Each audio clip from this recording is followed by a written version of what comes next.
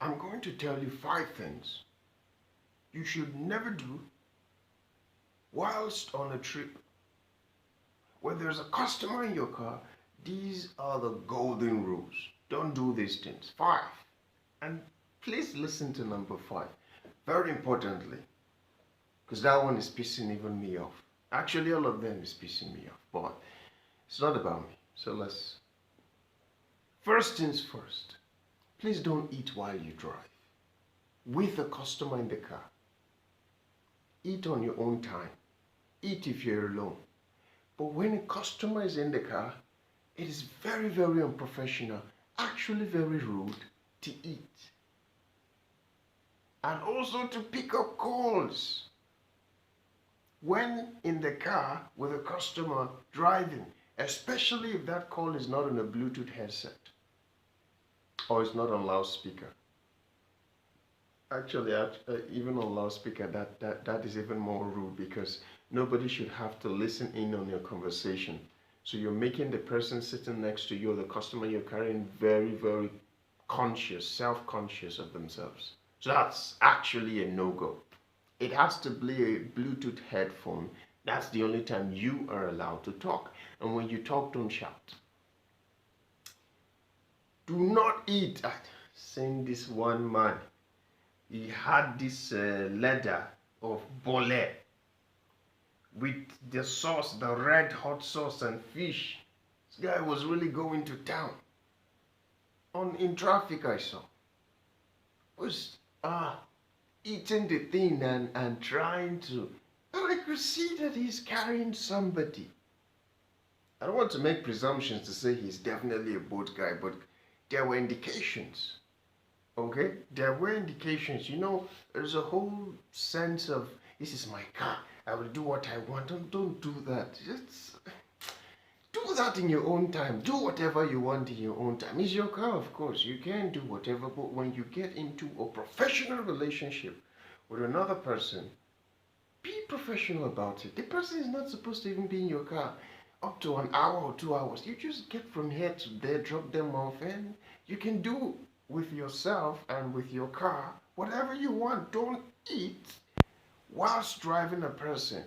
Don't make phone calls, loud phone calls, whilst driving a person. That's number 1. Number 2, please dress well. When I say dress well, I don't mean wear a suit. Actually, I'm talking more about the bottom area. Don't wear short knicker. Don't wear things, or rather, don't wear things or apparels that show your laps. You think you have a nice laps. Actually, you don't. You don't have a nice lap. There are certain people that are very, very uncomfortable with that. Very, very uncomfortable. Nobody wants to see your laps. Even if you're walking on the road, right, no matter how short your cloth is, it always seems like it tends to cover the lap area. It starts being visible from the knee downwards. So whenever you sit, that same short goes up and your laps becomes visible. This is quite very uncomfortable for some people. They don't say it, but it is. I know it is because I feel the same way. I feel the same, especially in a public space. If I'm in the bank and I'm seated and then the next person seated to me, I just feel like you're not dressed up. Cover yourself properly. At least wear like a 3/4, something that doesn't show your laps if you don't want to wear trousers. Preferably, most safe option would be wear some trousers. Cover up yourself well. Don't always look like you just, I don't know, you were doing Agbero on the side, then you just jumped into your car and picked up somebody. At least cover your laps. Nobody needs to see that, honestly. Please dress well. And don't wear, there's one a boat guy I saw. We were talking on that, anyway, it doesn't matter. But the collar, or what do we call this now on a t-shirt, it was all chopped. It was chopped. It's like you didn't see it, or was this a recent incident where a customer chopped your neck with the neck of your cloth? I don't get why you would wear this and come out, and it's very, very noticeable. Very one ash looking this thing. It's all chopped, like it's been through a lot. Don't do like that. I'm not saying wear your Christmas clothes, but if you can avoid that, because the moment a person sees that, they really like, they really look down on you. I know this is not like a crusade to appear in a way that your status is on the high side. That's not really what this is about, but just appear modest. Modest. All right? Doesn't have to be too high. It definitely doesn't have to be too low. Right? That's your number 2. Number 3, please don't bath yourself inside cologne. Don't spray too strong perfumes. This is especially very, very, very uncomfortable for, in fact, it's actually uncomfortable for people who just don't like that. Even myself, when I carry customers in the car and their perfume is too strong, I tend to wind down the window. I can't suffocate under this. This is so wrong. It smells so good on you, and why you would want to smell like a chemical or some company, I don't know. But that's too much. Did you not bathe? At the very least, just a little bit, because I can understand it. The moment you sweat a little, you tend to smell differently. So the perfume helps to mask that. But you just, you bathe in the, some people, you stand next to them, even for a couple of minutes. When you leave, you start to smell like them. That's how strongly they have, endow themselves in one perfume or the other. They just bathe themselves up to down with perfume. Don't do that as a driver. At the very least, let that sense of dignity come from you. Don't oversaturate yourself with one very strong perfume. Have you perceived the car scents? They're never that strong. They just seem to agree with everybody and every environment. There's a kind of perfume you perceive, your tummy begins to churn, it begins to bite you. If you carry a pregnant woman, they will tell you just how uncomfortable, like something smells so disturbing for them.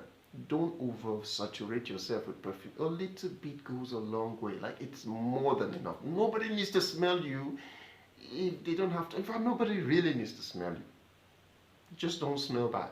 So, bathe then a little bit. Okay? Number 4, don't be weird. Don't talk to yourself while you drive. Don't soliloquize. It's not, I understand life is hard. Actually, I don't understand life is hard. This is your personal problem. Whatever it is you're going through in your personal time, keep it personal. A customer told me that he was sitting in front with his hands folded, they were driving, and then suddenly his driver was gesturing like, "Tom, if you come, you come. If you no come, oh no, Tom." Now he's getting worried. It's like, why now? Why won't you think of this thing when you're parked, or before you carry me, or after you've dropped me? Why are you doing this to me? Now I have to be afraid because I don't know where your head is at. Don't be weird. Life is hard. Life is not hard. Keep that to yourself, man. Keep that to you. Keep the relationship always professional with your clients, with your customers, not clients, sorry, with your riders. Don't get into some kind of weird attitude with them. Some people are very, very loud when they speak. They have no coordination. For instance, somebody blows past you or overtakes you in a way that you don't like. You maybe meet them in traffic, now you're side to side. Then you're shouting through your customer's window while the person's sitting there. "Oh God, you don't get sense. You don't get sense." Don't do that. Don't do that. So this year, get sense now, it has suddenly transformed and educated this person in the act of not overtaking you. What are you doing? Don't do that. Conduct yourself professionally. Doesn't matter what the person did. Apart from him, another person is going to do another thing. Even you are going to do something another person should shout on you for. If we keep shouting on ourselves on the road, then nobody's going anywhere. Everybody will reach home being angry. Oh, please don't do that, okay? That's number 4. Number 5, very importantly, the music you play is everything. It's everything. I promise you, the music determines a lot in way of quantifying just how much your customer enjoys their ride, how much they enjoy the experience, the time they spend with you. It determines that a lot. Here's a simple example. If you're driving on a Sunday morning, more than likely you may carry somebody going to church. The kind of music you should play, it doesn't matter if you're a Christian or a Buddhist. It doesn't matter who you serve, who you don't serve. That doesn't matter. The truth is, if whether you hear the song there, you're probably still going to hear it on TikTok or one of all those social spaces. Whether you want to hear it or not, you will hear it. So you might as well have some playlist in your vehicle, the type that appeals to your customers or your customer base at certain time. Not everybody likes Davido and Wizkid and the other fellow, Burna Boy, and the rest of them like that. Not everybody likes that thing. You just, if somebody enters your car and start hearing, Amaka disappoints me, yeah, okay, confusion. It's like, wait first, let me even relax. My head, they pain me. You just started with something that is doom, doom, doom, doom, doom. My head is pounding. Most of the time, you just find the customer, please, can you turn it down? Please, can you turn off the music? That's how you know you fucked up, by the way. On very rare occasions, customers don't want to listen to music. But most of the time, they don't really care for it. Only if it's subtle. It has to be subtle. It has to just be in the background playing and it's relaxing. So on a Sunday morning, you probably take somebody, they're well dressed, you know they're going to church, or you know they're coming back from church. Play Christian music. They are going to sink into it. And by the way, it doesn't have to be some sad song like the hymns, you know, the hill far away to the no, don't do that, don't do that. Okay? Play something more gyrating, you know, all the praise and worship. I tell you, this is like 80% of the reason why people go to church. The praise and the worship is everything, right? It doesn't have to be too high. It doesn't have to be, it just has to just, Frank Edwards is a very good collection to have if you know, if you're looking to go that route. There's so many others anyway. I don't know all of it, but this is some. Next is, okay, not next, still on the music thing, right? That's just an idea. Another idea is towards the evening, late hours of the day, around 9 and all that, you see people dressed up. They are going clubbing, they're going to a party, they're going for an event.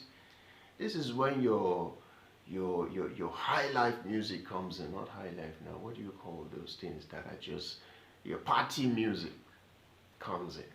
This is exactly where they are needed, okay? This is exactly where they come handy. When you start playing party music, especially at night, you find that your customers are in love with it. Like they want to, yeah, or whatever it is. But don't be too sure of your choices. So, again, the best choice is a mellow music. A customer told me one time about this fellow that picked her from the airport, and then they were coming back, and he was just blasting some Yoruba local music. You know, the Yoruba has that very unique beat or drum that they use in all their music, right? It was so distorting for her because the person was being too arrogant about it. They weren't even being considerate, like, is this person carrying Yoruba as well? Are they even enjoying any part of the song? But then you're imposing it on them. And then some Igbo boys, you find them playing those Osadebe and the ancient type of music. And it's only them just vibing like, There's a customer there. Don't do that. That's very thoughtless. That's not earnest, right? So when you play songs that it seems like it's just acceptable by everybody. For instance, you play songs like Elton John Sacrifice, right? The moment that song goes on in the background, unless that person wants absolute silence, the person will never complain about that song. Play songs like hmm, Elastic Heart by Sia. Nobody complains about that. The song is just mellow, it's just calm. Just look for songs that are mellow and calm, mostly blues actually. Westlife, Backstreet Boys. I really don't know songs. But see, just be very selective about it. I once met this woman who paid me extra simply because she loved my playlist. She loved the playlist. It was just putting her in the mood. It was all Christian songs anyway. Right? I noticed I was able to read that she was pregnant, she had come back from the hospital and she wasn't looking too bright. So it felt like, worship song, because I could tell she's a Christian from her name anyway. Worship song would not be bad. So I played something from Nathaniel Bassi, yes. And she just seemed to just sink into it, and oh my god, the moment it finishes I'm trying to scroll to find the next Nathaniel Bassi song, just to keep the mood going, right? Because my playlist is all messed up sometimes, right? So when we got there, she paid me, and then she's like, please just wait, okay, just give me 1 minute. She went inside and brought in some more money, and it's like, thank you very much, your playlist was very helpful, and whatever. But just be very, very, very conscious of the fact that it's not just you who needs to enjoy the ambience. It's not just you who needs to enjoy the music. Your customer must also feel like they're there, or their feelings are considered. Yeah, they must also engage in the experience. Why am I missing the words? Okay, so that is the 5 things you shouldn't do. Don't eat. Don't eat in the car, in your car, whilst the customer is with you. Don't dress properly, okay? Cover up yourself and whatever. And don't put on strong colognes, okay? The smell, it can be too distorting. You think you smell good, but not really. You smell like something irritating. You don't smell as good as you think you do. Don't be weird. Don't talk to yourself, or don't be ill-mannered. Don't be loud. Don't act barbaric. When a customer is with you, fight on your own time. When it's just you and your car, fight. Tear cloth. Break bottle. Okay, don't do that. But do whatever the hell you must do. But please, just don't be weird with a customer. And then lastly, the music you play. Very important. Okay? Very, very important. Alright, I'll see you in the next one. Bye.